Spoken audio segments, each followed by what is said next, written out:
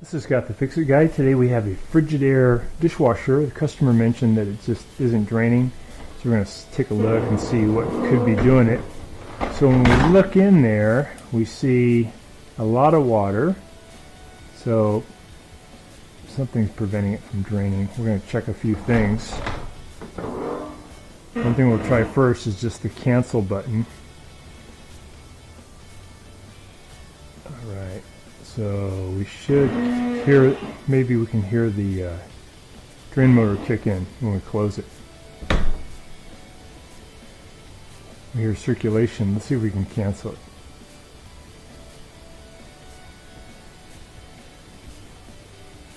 This is a Frigidaire Gallery dishwasher. I'm going to remove this bottom panel.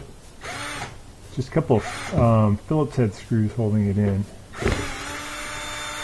And then you kind of feel what's going on with the drain pump. I don't hear anything, but sometimes you can feel it vibrating when the impeller gets stuck. And also the drain motor will tend to get hot.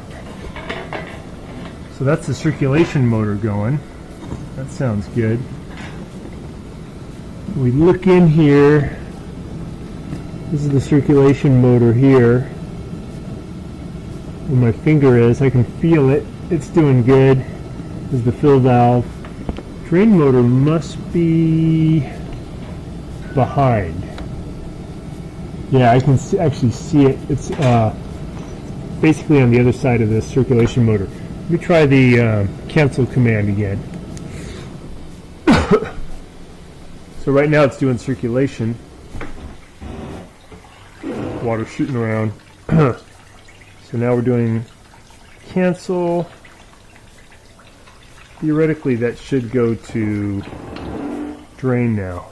It should activate it. I'm not hearing anything. Reach in here and feel anything. Oh, you know what? When I get closer,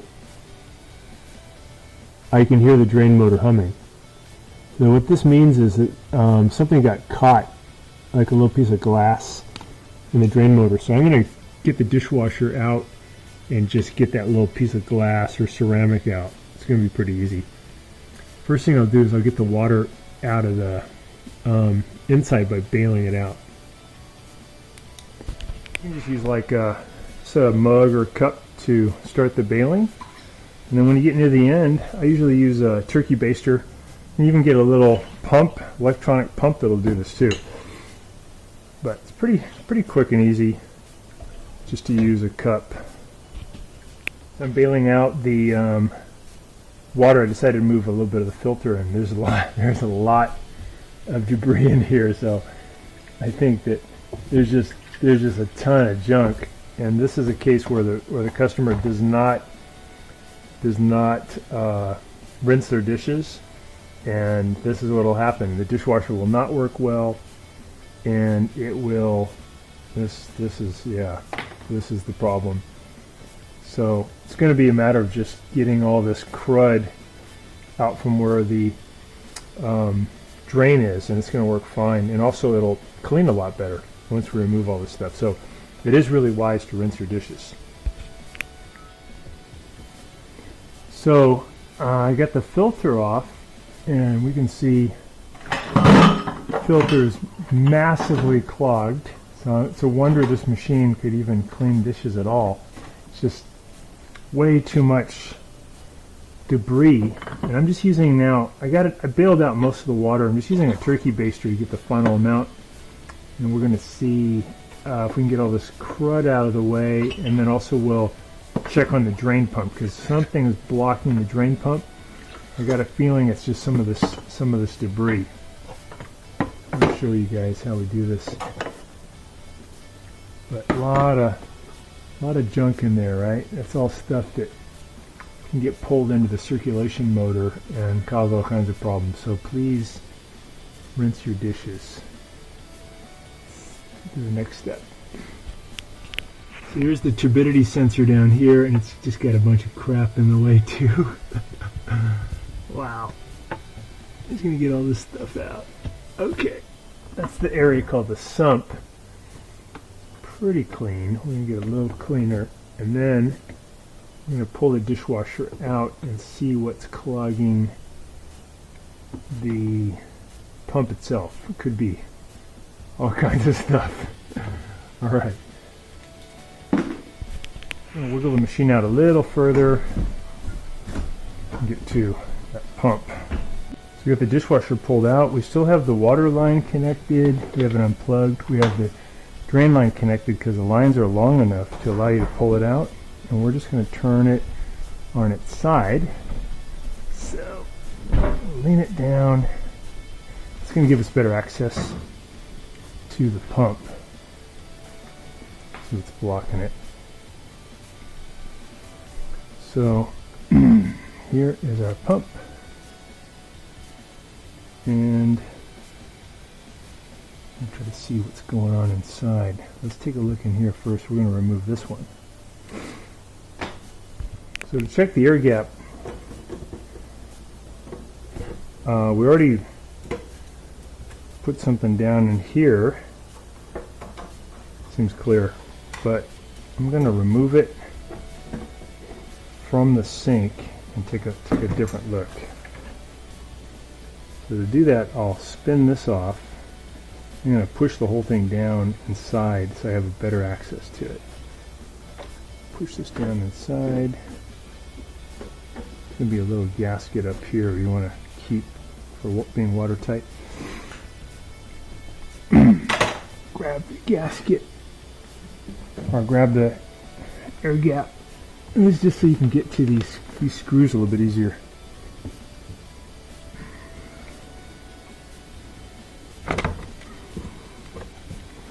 Here's one we want.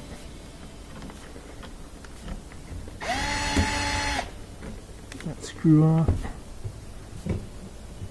So I'm just pulling the drain hose off of the air gap right now. I can take a better look at what's going on. Okay, here's my drain hose. Pretty good.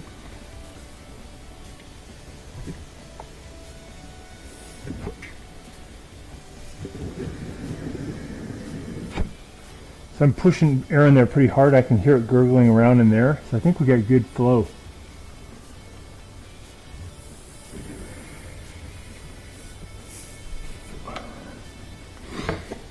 Look inside this one. Let's make sure that's clear. You can see light through there. It looks good.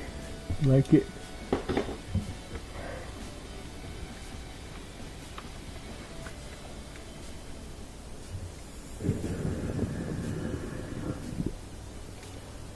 So there was some resistance, and now I can hear it flowing. Maybe something in the tube got shot through. Let's see if it's going to work now. So put that tube back on. Up on the air gap.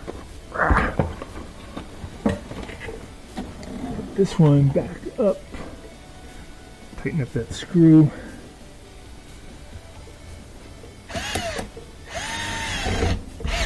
It's tight.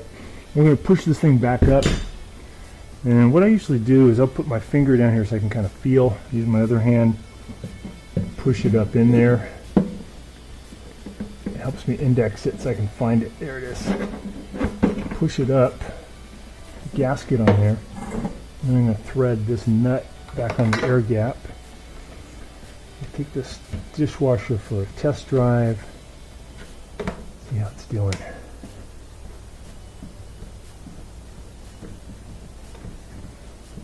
One test I like to do is when it does drain, I'm going to let it fill up, I'm going to let it drain. I like to see water shoot out of this about that high, maybe 3 or 4 inches. And I know the drain's really doing good. So I'm going to leave the cap off here for a second. We're going to start the dishwasher. Okay, we got power. It says power failure. That's normal because it's telling you the power went out. I'm going to select the cycle. Do quick wash, 50 minutes, start. It's letting water in. See what happens. We have a full contingent of water now. Circulation motor is active, and we can actually hear it shooting around a lot better than it did previously, and that was the result of this filter being so clogged. So we're going to also clean that. Next thing I'll do is I'll press cancel. I want to see if I get some water coming out there. A little water left. I think the drain's working now. I think we got rid of the obstruction. I'm going to close it. Yeah, so we can see a big column of water shooting up. That's a good drain. Okay, put that back on.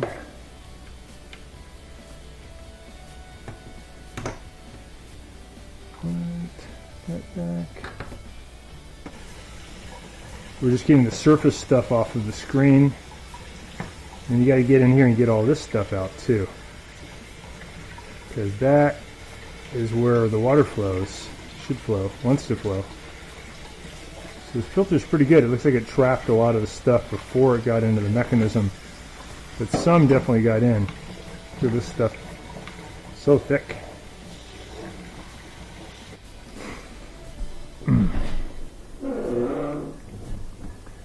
So this port has to go that way.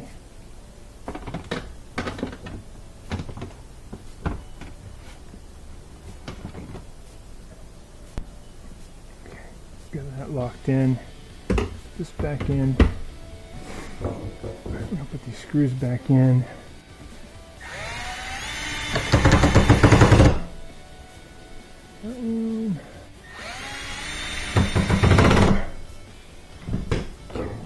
Looking good.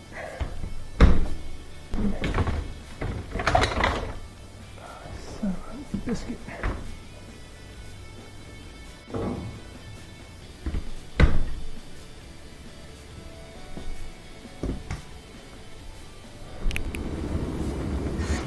Putting in the last screws.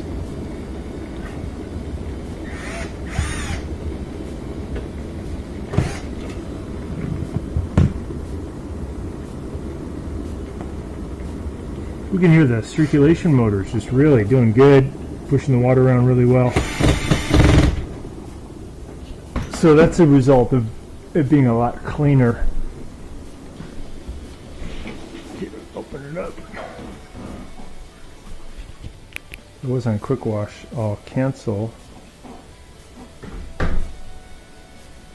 Should start the drain motor. There we go.